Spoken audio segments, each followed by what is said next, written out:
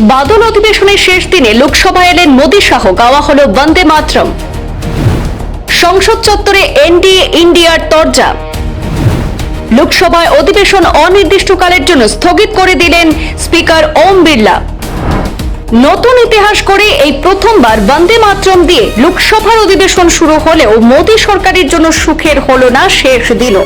সংসদের বাদল অধিবেশনের শেষ দিনে লোকসভায় এলেন কেন্দ্রীয় স্বরাষ্ট্রমন্ত্রী অমিত শাহ।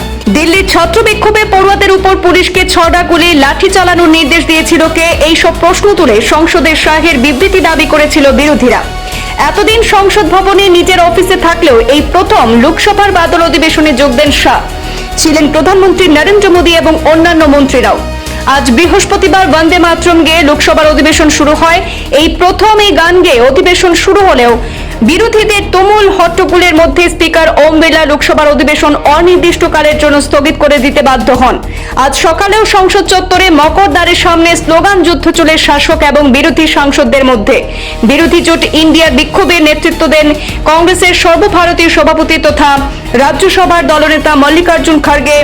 বিক্ষোভে যোগ দেয় তৃণমূল সমাজবাদী পার্টির মতো দলগুলিও। পাল্টা ঝাড়খণ্ডে ছাত্র বিক্ষোভে লাঠি চালানোর প্রতিবাদে রাহুল গান্ধী এবং বিরোধী নেতৃত্বের বিরুদ্ধে স্লোগান দিতে থাকেন এনডিএর সাংসদরাও।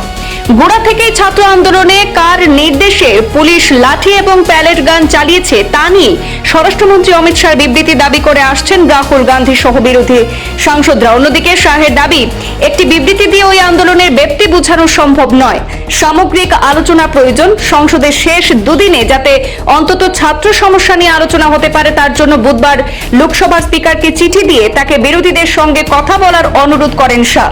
অধিবেশন উঠে যাওয়ার মুখে কেন এই উদ্যোগ তা নিয়ে প্রশ্ন তোলেন বিরোধীরা। গোটা বাদল অধিবেশনে বিরোধীদের বিক্ষোভের জেরে দফায় দফায় মুলতবি হয়ে যায় লোকসভা এবং রাজ্যসভার অধিবেশন। ব্যুরো রিপোর্ট, পূর্বাঞ্চল প্রতিদিন।